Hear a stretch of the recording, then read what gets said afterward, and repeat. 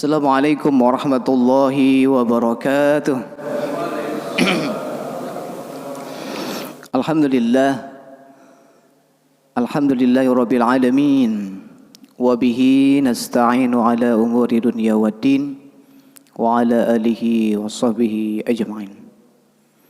Rabbi shrah li sadri wa yassir li amri wa hlul 'uqdatam min lisani yafqahu qawli. Amma ba'du.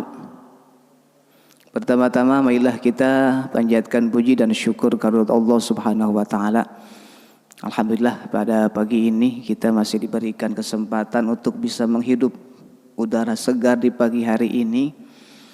Mudah-mudahan kita selalu bisa bersyukur atas nikmat yang begitu banyak yang Allah berikan kepada kita. Mudah-mudahan kita diberikan umur yang panjang sehingga bisa bertemu dengan bulan suci Ramadan.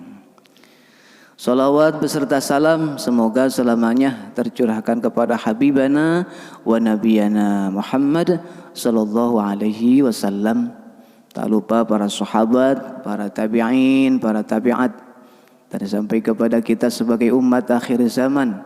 Selalu kita memohon kepada Allah, semoga di yaumul qiyamah kelak nanti kita mendapat syafaat dari Rasulullah sallallahu alaihi wasallam.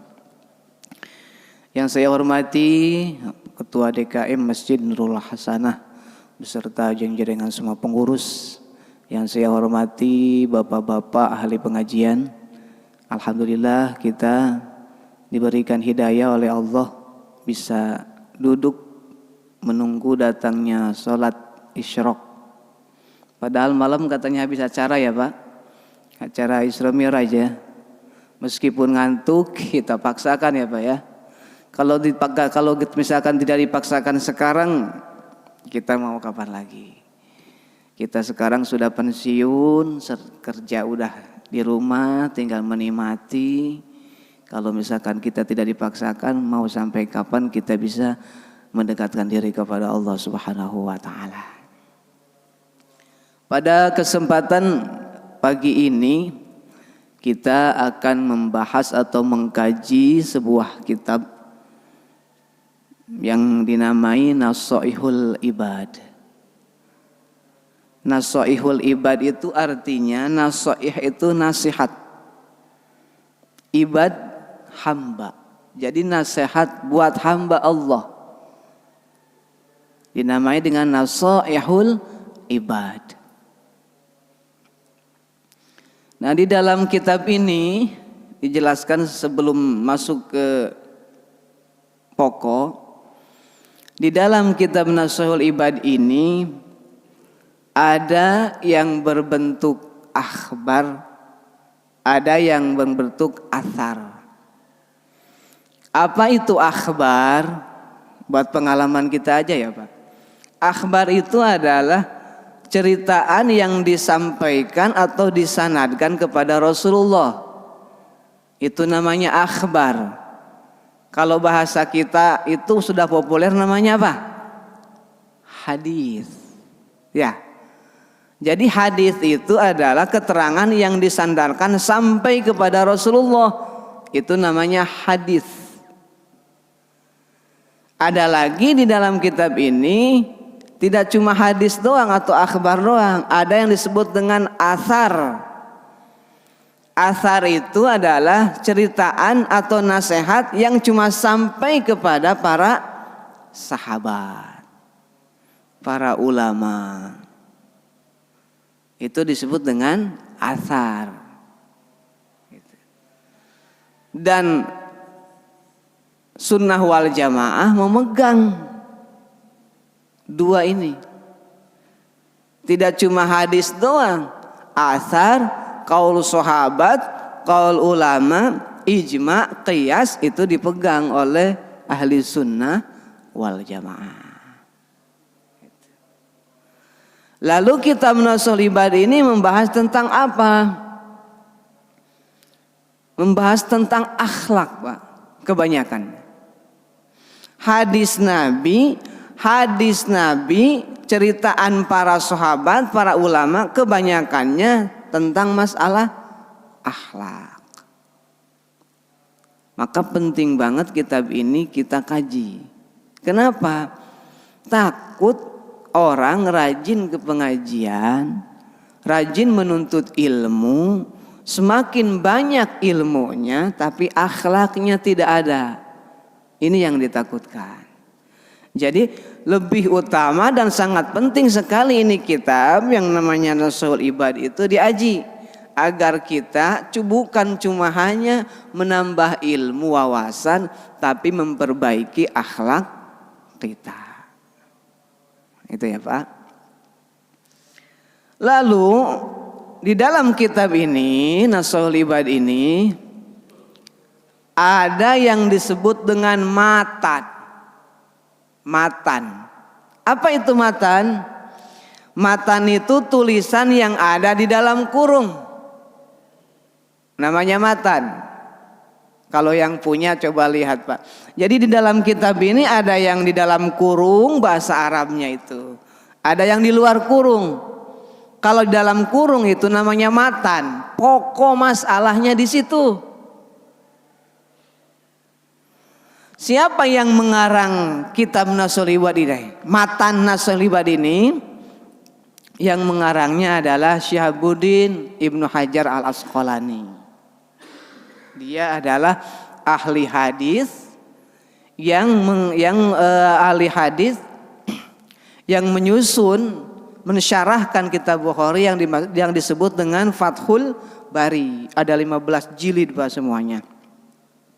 Ini disebut jadi tulisan Arab yang ada di dalam kurung itu namanya matan. Sebagai wawasan aja ya Pak. Ada juga yang di luar kurung disebut dengan syarah. Apa tujuannya syarah? Untuk memperluas makna yang ada di dalam kurung. Namanya syarah. Siapa yang mengarang syarah Nashul Ibad? Syekh Nawawi Al-Bantani. Syekh Nawawi orang Banten yang tinggal di kota Mekah. Ngajar di kota Mekah. Jadi ini pentingnya ya Pak. Jadi sebelum kita mengkaji suatu kitab, kita harus perlu tahu dulu ini jurusannya isinya kemana. Ini pengarangnya siapa dan mazhabnya siapa? Nah ini mazhabnya adalah mazhab Imam Syafi'i. Itu bedanya ya Pak. Jadi kalau namanya kajian sama ceramah itu jauh beda. Jadi kajian itu lebih detail. Kajian itu lebih terarah, lebih tersusun. Dari pertama siapa yang mengarangnya, madhabnya siapa, dan isinya apa. Itu kalau kajian kitab seperti itu. Oleh karena itu kita bacakan dulu surat Al-Fatihah bil barakah kepada mu'allif kitab Nashul Ibad, Syekh Ahmad Ibnu Hajar Al-Asqalani sama Syekh Nail Bantani. Tsumma ila ruhi rahimahumullah ta'ala wa Al-Fatihah. A'udzu billahi minasyaitonir rajim. Bismillahirrahmanirrahim. Alhamdulillahirabbil alamin arrahmanir rahim maliki yaumiddin. Iyyaka na'budu wa iyyaka nasta'in ihdinas siratal mustaqim. Siratal ladzina an'amta 'alaihim ghairil maghdubi 'alaihim waladdallin. Nah, itu baru mukadimahnya ya Pak. Mukadimah tentang kitab Nashul Ibad. Sebab nanti setiap pertemuan dengan saya pasti yang dibahas tentang masalah kitab ini. Dari awal misalkan kalau kita panjang umur sampai akhir, sampai selesai. Lalu yang kedua, di dalam kitab Nashul Ibad itu ada babus sunai. Bab 2. Semuanya ada 10 Pak.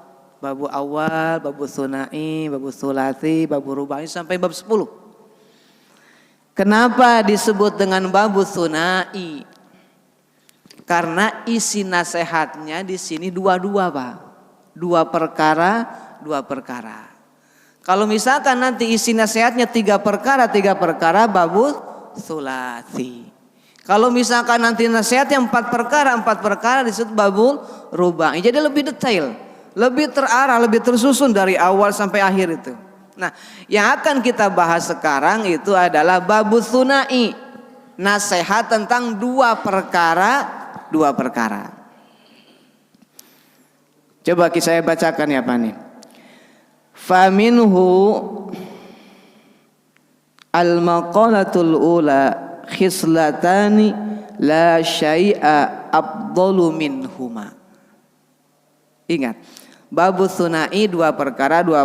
Khislatani dua perkara. Tuh, isinya dua perkara.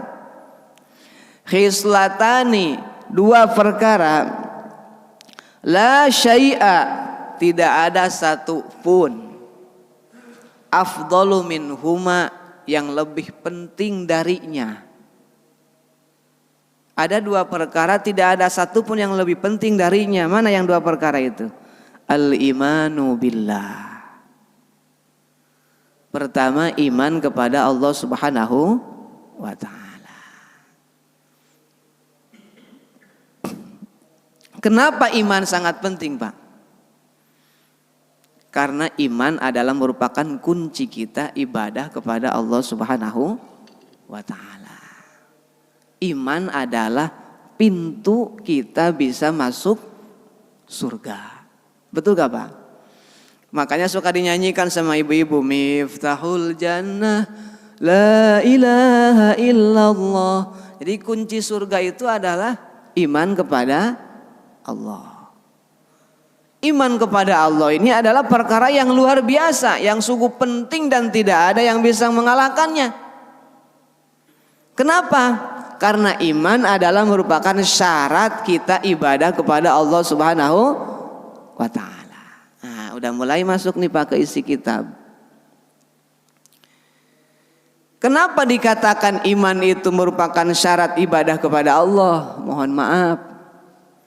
Ketika kita punya saudara, ketika kita punya tetangga, orangnya dermawan, orangnya sopan, tutur katanya baik, bergaul dengan siapapun, ke Masjid Nurul Hasanah suka nyumbang, dan lain sebagainya, tapi dia tidak iman kepada Allah. Itu bukan dihitung pahala dan tidak istimewa di depan Allah. Mungkin depan manusia itu orangnya baik Pak, dermawan. Gimana tidak baik? Dermawan, ngasih dan lain sebagainya. Tapi di depan Allah Subhanahu wa ta'ala, meskipun dia dermawan, meskipun dia baik, tidak ada artinya. Kenapa jawabannya? Karena tidak iman kepada Allah. Berarti penting banget Pak iman itu. Bahkan saking penting-pentingnya iman, ketika orang non-muslim begitu dilahirkan dari rahim seorang ibunya, otomatis non-muslim dilahirkan dari rahim ibunya dalam keadaan non-muslim sampai misalkan dia umur 50 tahun. Tiba-tiba ketika umur 51 tahun dia masuk Islam. Dia iman kepada Allah. Maka dosa selama 50 tahun itu oleh Allah diampuni. Itu luar biasanya iman Pak. Dia dari bayi sampai umur 50 tahun masih non muslim. Tapi ketika dia masuk 51 tahun dia masuk Islam. Maka seluruh amalnya atau dosanya dihapus oleh Allah. Yang akan dihitung apa? Ketika dia masuk agama Islam. Luar biasa ya Pak. Maka pentingnya itu iman. Ataupun misalkan begini, orang muslim tapi misalkan mabok masih suka, sholat masih ditinggalkan, nipu masih dilakukan. Tapi ketika dia sakaratul maut masih mengucapkan la ilaha illallah, maka itu akan diampuni dosanya. Penting banget Pak itu iman. Ataupun sebaliknya, orang muslim karena orang tuanya muslim, umurnya 51 tahun, Islam, rajin sholat, rajin zakat, rajin puasa dan lain sebagainya. Tapi ketika sakaratul maut dia tidak mengucapkan baik di lisan ataupun di hati lafaz la ilaha illallah, maka dia akan keluar dari agama Islam. Makanya penting sekali dikuatkan. Maka diajarkan oleh para ulama, Allahumma tsabbit imanana, atau Allahumma khtim bi husnil khotimah. Ada yang tahu gak Pak? Ini para ulama mengajarkan, guru-guru saya mengajarkan doa ini jangan sampai terlewati, dibaca minimal 1 kali setelah sholat Pak.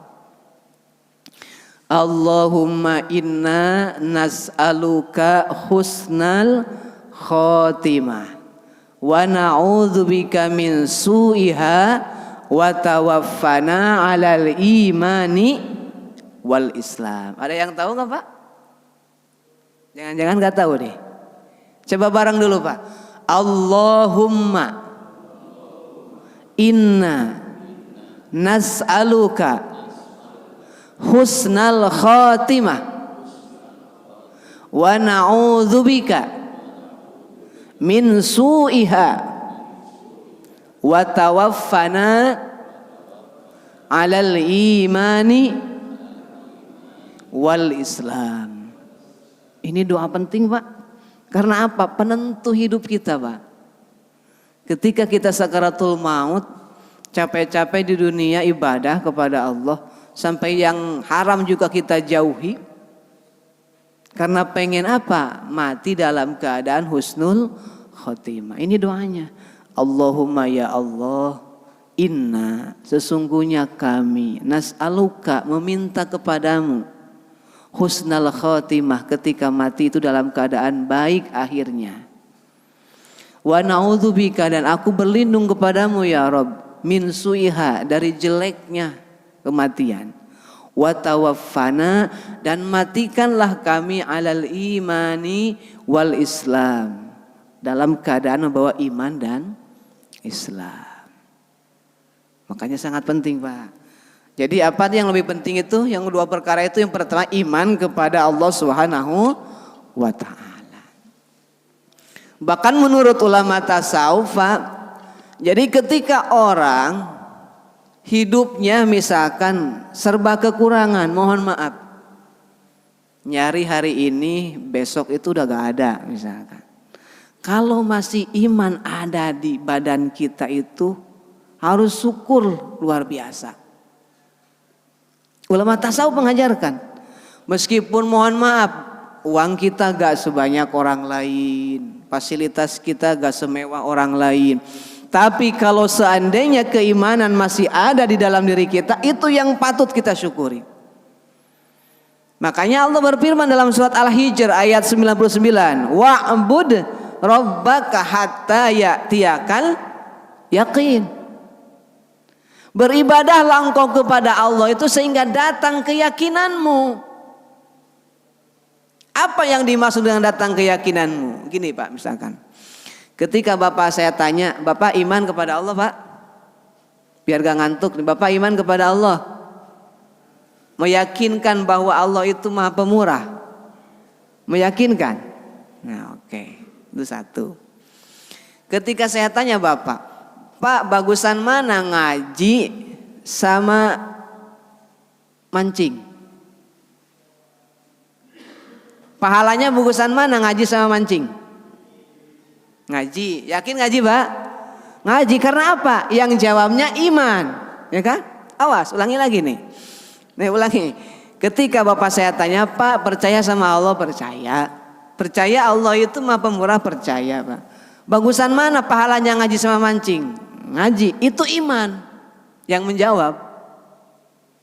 Tapi kita jangan senang dulu Pak. Bisa menjawab seperti kan itu karena iman kita belum diuji oleh Allah.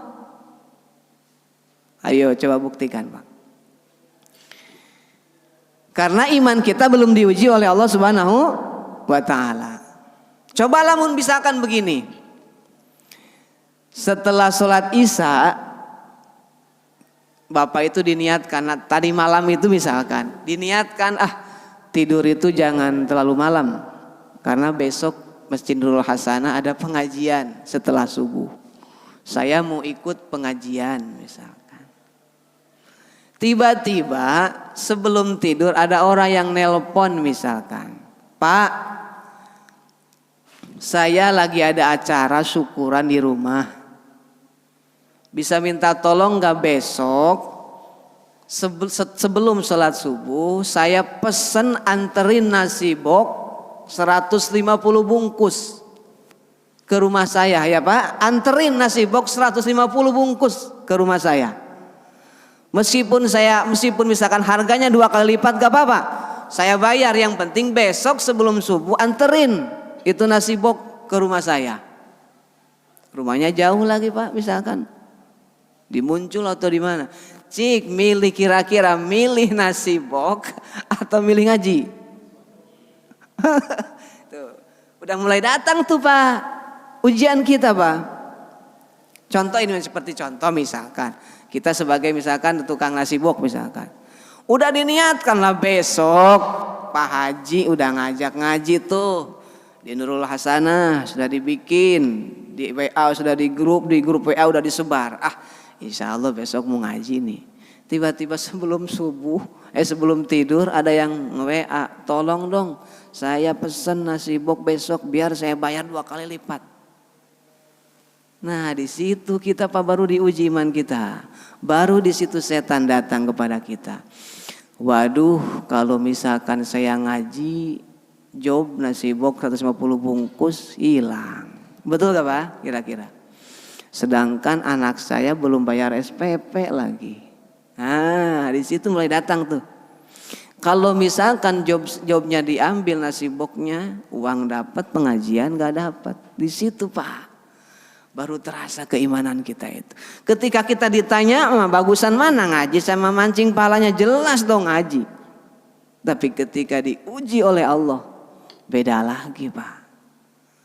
Dan kadang setan itu membenarkan logika kita, mengikuti logika kita.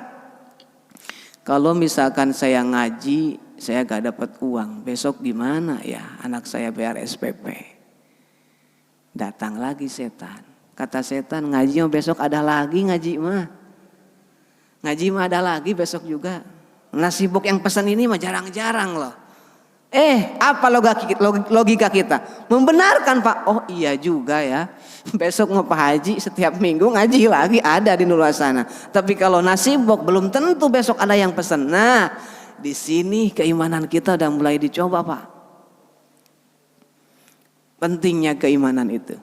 Sudah mulai dicoba keimanan kita. Benar gak Pak? Merasakan seperti itu gak Pak?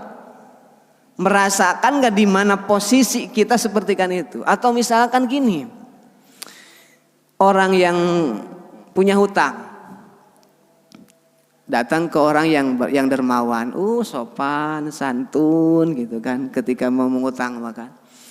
Ketika sudah dikasih hutang sama orang lain, padahal uangnya itu sudah ada, tapi berat untuk mengembalikannya. Datang setan, santai aja, gak usah dibayar hutang mah. Itu mah orangnya banyak uangnya kok, terus gak nagih juga, pakai aja yang lain.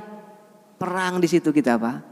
Apa bayar hutang dulu, apa benar dibelikan ke TV atau cicilan buat mobil. Di situ keimanan kita diuji oleh Allah Subhanahu wa taala. Makanya ketika kita imannya belum kuat, goyah Pak. Goyah. Pentingnya itu keimanan kepada Allah Subhanahu wa taala. Itu satu ya Pak ya. Dan banyak yang lain lah contohnya. Al-imanu billah. Pertama iman kepada Allah. Yang kedua wan naf'u lil muslimin. Kalau kajian seperti ini Pak. Wan naf'u lil muslimin, memberi manfaat kepada orang muslim. Garis bawahi Pak, 2 perkara yang lebih baik yang keunggulannya tidak bisa dikalahkan dengan yang lain. Awas, yang kedua adalah wan naf'u lil muslimin, memberikan manfaat kepada orang lain, bukan menerima manfaat. Nah ini Biasanya kan kebanyakan orang apa senang memberi manfaat atau senang menerima manfaat kira-kira? Menerima, manusiawi Bapak, ya kan? Nah kalau misalkan kita pengen ditinggikan derajat Allah, bukan senang menerima tapi memberi manfaat. Senang melayani atau senang dilayani Pak? Jujur aja Pak, kita itu senang melayani atau senang dilayani? Dilayani Pak. Di sini ada yang suka ngopi Pak? Hampir semua suka ngopi. Ada yang suka ngerokok juga? Berumah tangga sama istri udah berapa puluh tahun. Padahal ngopi itu, bikin kopi tidak lama kok, 5 menit juga kelar. Tapi kok kenapa rasanya itu pengen aja yang bikin kopi itu istri kita? Betul gak Pak? Atau cuma saya doang? Coba. Padahal nyeduh kopi itu sudah tahu istri itu di rumah lagi masak, lagi goreng apa itu, disuruh mah tolong bikinin kopi dong. Sekalian rokoknya katanya. Pas dilihat sama istrinya, kopinya udah habis, rokoknya gak ada. Akhirnya apa? Beli dulu ke warung. Berangkat ke warung padahal dia lagi masak di dapur. Warungnya masih tutup lagi, coba bayangkan. Padahal apa susahnya kita sebagai seorang suami, istri lagi masak, kita sendiri yang nyeduh ngopi Pak. Jadi cuma kita mah kebanyakan senangnya dilayani bukan melayani. Tapi yang lebih utama, lebih disukai oleh Allah bukan dilayani tapi melayani. Itu luar biasanya. Ini akhlak kita Pak. Wan naf'u lil muslimin. Dan ketika orang yang memberikan manfaat kepada orang lain, bukan cuma hanya Allah yang senang, tapi manusia pun juga akan senang. Coba gini, ketika kita sudah lagi nangkring pagi-pagi Pak di depan rumah, lagi ngopi, tiba-tiba ada orang datang. Udah tahu kita itu bahwa orang itu orangnya dermawan, orangnya baik, orangnya suka ngasih. Kira-kira kita ketika kita lagi ngopi di depan kedatangan orang yang tahu memberikan manfaat banyak kepada orang, kita senang gak Pak? Senang kedatangannya, tidak panik.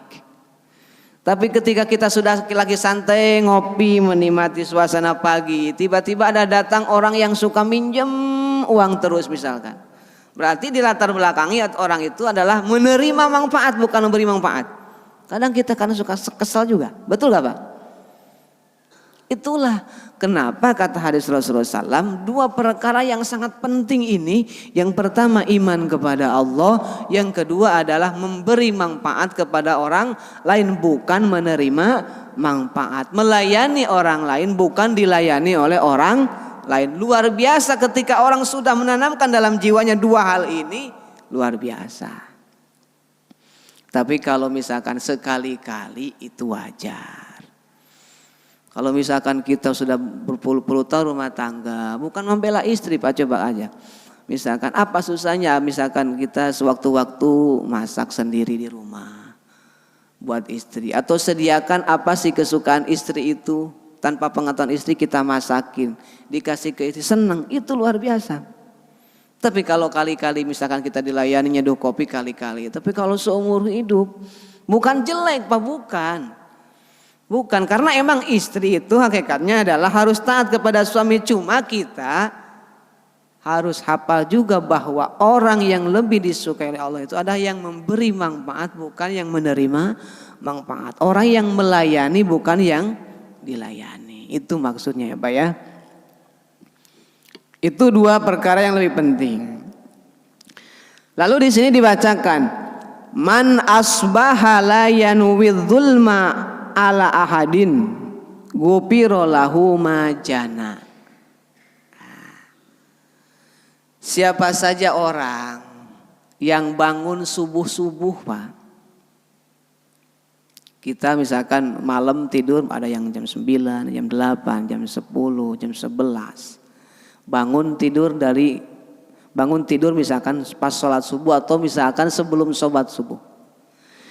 Barang siapa orang yang bangun pagi hari, di dalam hatinya tidak ada niat untuk menyakiti orang lain. Awas, hati-hati. Tidak ada niat untuk menyakiti hati orang lain, maka ghufira lahu ma jana. Kesalahan yang semalam itu Allah akan ampuni. Mudah sekali ya Pak. Asal kita tahu ilmunya aja. Ketika kita bangun tidur, setelah bangun tidur itu tidak ada niatan untuk membenci orang, tidak ada niatan untuk memfitnah orang, tidak ada untuk misalkan adu domba orang.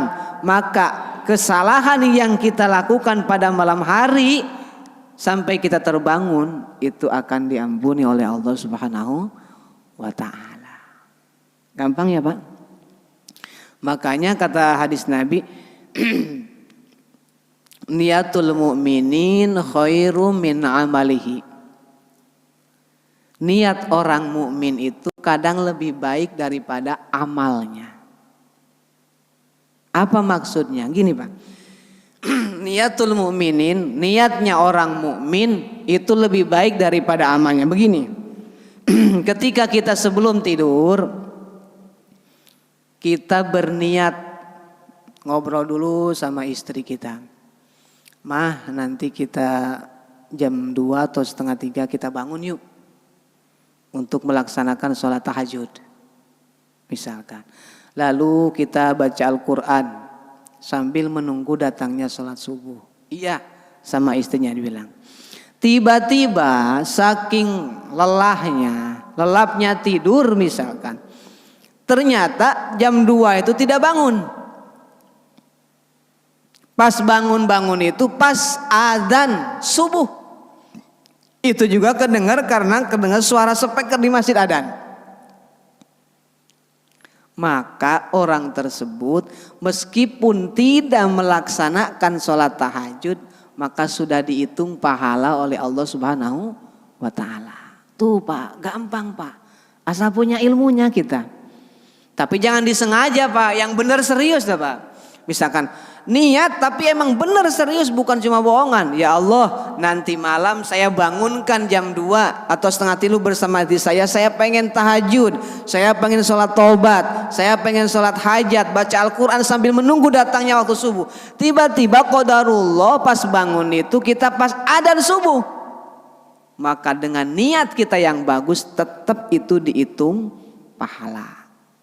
Tuh bagusnya niat seperti itu Pak. Makanya dikatakan kata Nabi, niatul mu'mininu khairu min amalihi. Niat seorang mukmin kadang lebih bagus dari amalnya. Kenapa dikatakan kadang lebih bagus dari amalnya? Buktinya berniat untuk melaksanakan karena ketiduran tidak melaksanakan, jadi tetap mendapat pahala. Tuh. Atau misalkan gini,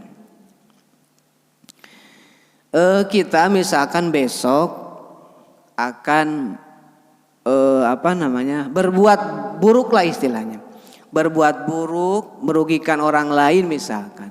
Tiba-tiba pas besoknya niat kita ingin melakukan perbuatan yang buruk itu tidak jadi, maka itu akan ditulisnya satu pahala.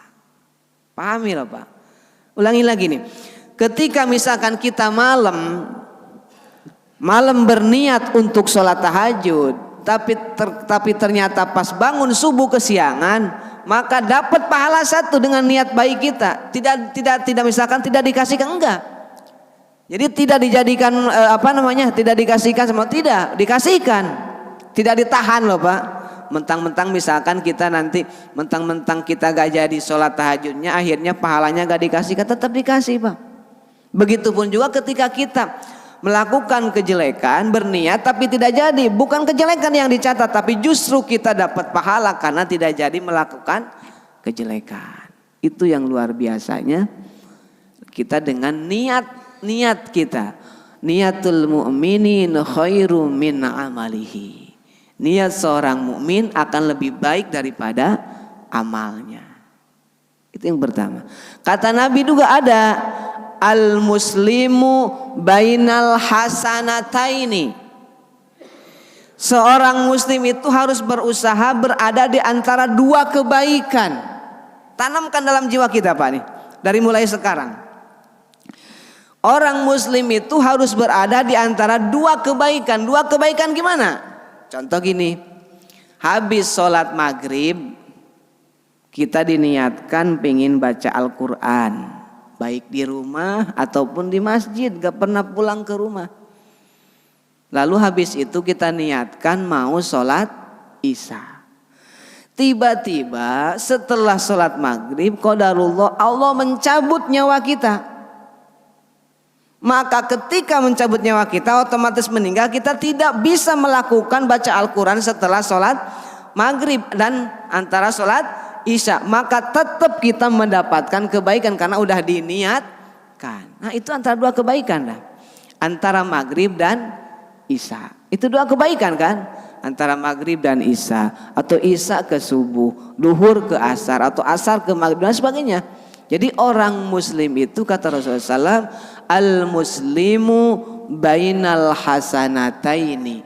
Orang muslim itu harus berada di antara dua kebaikan. Niatkan dari sekarang ya Pak.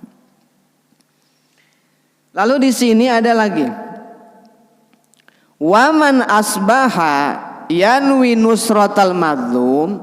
Barang siapa orang yang begitu bangun pagi setelah sholat subuh kita tidak ada niatan untuk mencela, untuk mencaci, untuk mendolimi orang lain, wa qadai hajatil muslim, dan akan misalkan memberikan apa yang dibutuhkan oleh orang lain, kanat lahu ka ajri hajjatin mabruratin. Tuh. Coba kalau kita misalkan pintar Pak, siapa saja orang yang bangun pagi hari tidak ada dalam hatinya untuk dolim kepada orang lain, tidak ada. Bahkan kalau bisa saya ingin membantunya. Maka kanat ka ajri hujjatin mabruratin. Bakal dapat pahala seperti kan kita berangkat haji dan umroh. Tuh Pak. Jadi ketika kita pengen haji dan umroh bukan hanya sekedar kita berangkat ke Mekah ke Madinah. Apalagi sekarang mahal ongkosnya. Kita berbuat baik, niat baik, tidak ada niat dolim kepada setiap orang. Setiap hari lakukan tuh Pak. Tidak ada rasa benci kepada orang, tidak ada rasa iri kepada orang. Maka kita termasuk mendapatkan pahala seperti kan haji dan umroh. Atau sekarang nih Pak, habis sholat subuh kita pengajian, sebentar lagi datang isyraq tuh. Kita sholat isyraq 2 rakaat. Maka pahalanya sama seperti kan pahala haji dan umroh. Mabrur. Gampang sebetulnya Pak. Jadi Islam itu tidak membebani kepada pemeluknya. Kita tidak punya uang seperti orang lain berangkat haji dan umroh. Kita bisa diganti dengan melaksanakan sholat isyraq 2 rakaat setiap setelah sholat subuh. Gitu loh Pak.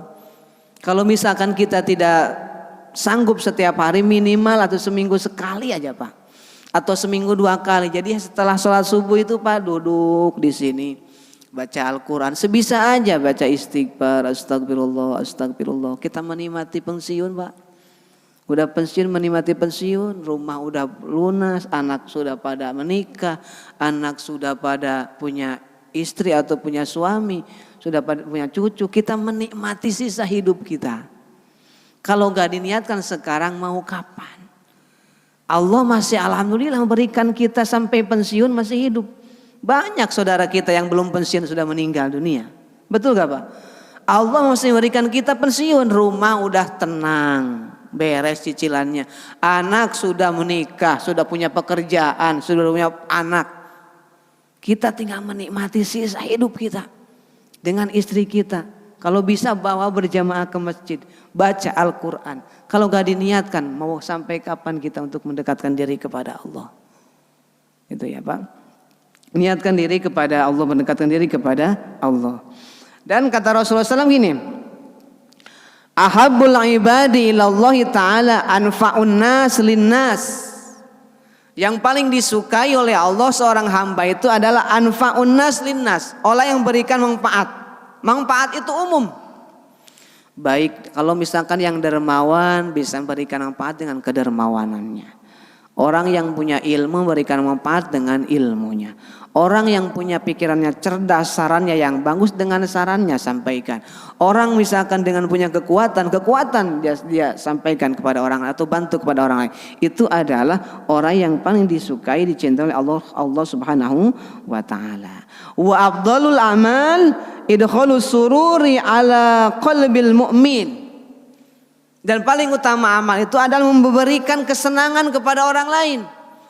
Memberikan kesenangan kepada orang lain dengan apa? Kalau bisa dengan materi. Jangan sampai ada tetangga kita yang kelaparan. Misalkan kita tidak bisa dengan tenaga, apa yang dia butuhkan tenaga dari kita. Kalau misalkan tidak bisa dengan saran, masukan atau doa.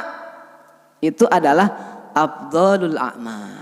Jangan sampai begini Pak jadi orang. Mohon maaf. Kita tidak bisa memberi manfaat kepada orang lain dengan harta, dengan tenaga, atau dengan saran. Tidak bisa. Minimal catat Pak, jangan memberikan beban kepada orang lain. Jangan mempersulit hidup orang lain. Itu aja satu.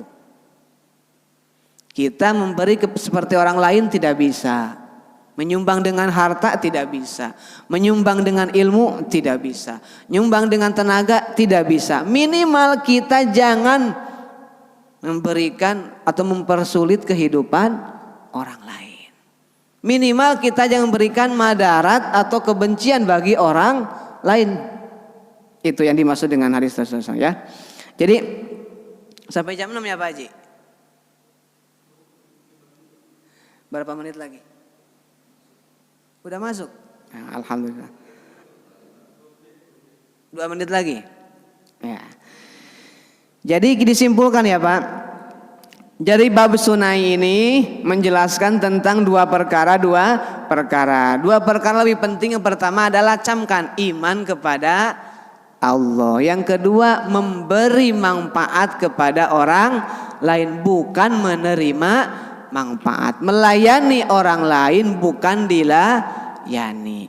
Paling utama adalah afdolnya abda Allah adalah ketika kita memberikan kesenangan kepada orang lain, baik dengan materi, dengan misalkan tenaga, dengan ilmu. Minimal kita kalau tidak bisa memberikan dengan itu, jangan mempersulit hidup orang lain, jangan membebani hidup orang lain. Intinya pengajian itu ya Pak. Bab ke-1 di kitab Nasaihul Ibad. Nanti pertemuan kedua kita lanjutkan dengan makalah yang kedua selanjutnya dan selanjutnya ya. Mudah-mudahan ada manfaatnya bagi kita. Kita berdoa kepada Allah, mudah-mudahan di bulan Sya'ban ya Pak, kita tinggal 21 hari lagi kurang lebih ya, memasuki bulan suci Ramadan. Mudah-mudahan kita semua diberikan kesehatan oleh Allah, diberikan umur yang panjang, rizki yang banyak, biar bisa berbagi di bulan suci Ramadan. Dan sampaikanlah mudah-mudahan ya Rob umur kami kepada bulan suci Ramadan. Al-Fatihah. A'udzubillahi minasyaitonirrajim. Bismillahirrahmanirrahim. Alhamdulillahirabbil alamin arrahmanir rahim maliki yaumiddin. Iyyaka na'budu wa iyyaka nasta'in. Ihdinas siratal mustaqim. Siratal ladzina an'amta 'alaihim ghairil maghdubi 'alaihim waladdallin. Mungkin kajian kita pagi ini sampai di sini, mudah-mudahan ada manfaatnya ya Pak. Mudah-mudahan ada manfaatnya, yang benar datangnya dari Allah Subhanahu wa taala, yang salah itu otomatis dari kebodohan saya. Mohon maaf. Wabil hidayah taufik. Assalamualaikum warahmatullahi wabarakatuh.